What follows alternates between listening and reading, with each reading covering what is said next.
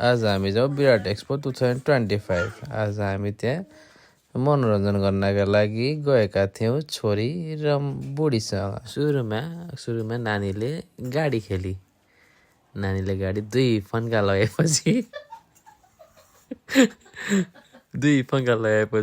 बाबा यो खेल्ने भन्दै मैले भने लड्छौ नखेल। त्यसपछि हामी गयौँ रेलगाडी चुक चुक चुक चुक खेल्न। एक्साइटमेन्टको साथमा ऊ मस्त खेलिरहेकी थिए, इन्जोय गर्दै थिए। त्यसपछि बुढीले म त यो माथि जाने खेल्छु भनेर मलाई डर लागेर म चाहिँ तल बसिरहेको थिएँ। त्यसपछि हामी गयौँ माछा हेर्न। माछा कि मर्मेड के भन्छ त्यहाँ गयौँ। हामी त्यहाँ हेर्दै गयौँ। त्यसपछि जलपरीनेरि पुग्यौँ। जलपरीले राम्रो स्टन्ट देखाए। राम्री जलपरी थिए, राम्रो स्टन्ट देखाए। एकचोटि त चुप्पा पनि दिएकी थिए।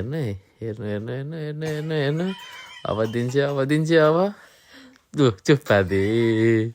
त्यसपछि हामी गरलाई भोक लागेर हामी गयौँ खाना। हामीले खायौँ त्यहाँ पट्याटो स्प्रिङ रोल। हेर्नु स्प्रिङ रोल पट्याटा। त्यसपछि हामीले खायौँ भेलपुरी, चटपटा मिठो भेलपुरी।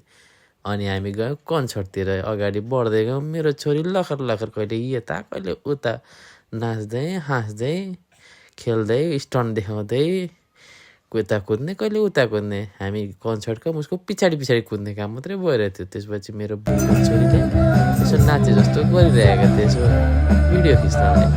अनि मेरो बुढीले बोकेर मुसु हाँसिदेऊमा पुरा फाइरी रूपमा देखाइरहेको थियो। त्यस पछाडि एन्ट्री भयो हाम्रो one and the superstar Shiv परियारजीको। त्यसपछि उहाँले मिठो गीत गाउनुभयो, इन्टरटेनमेन्ट गर्नुभयो। हाम्रो नानीहरू हामी पुरै मोहनमा हेरिरहेका थियौँ। उफ्रिने नाचगान गर्ने काम, रमाइलो, इनर्जी लेभल बढेको थियो। अनि त्यसपछि हामी बिस्तारै हेर्दै अघि बढ्दै थियौँ।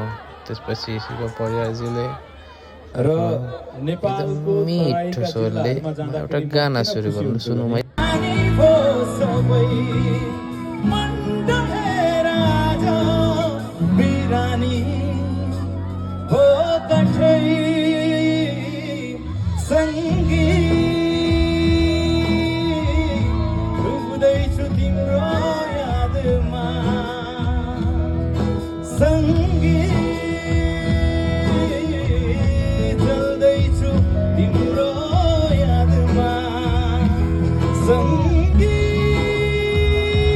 चिसो बढेको कारणले हामीले नानीको ख्याल राखेर हामी छिटै निस्क्यौँ। हाम्रो आजको ब्लग यही हुँदैछ। Tata bye bye, thanks for watch my first blog.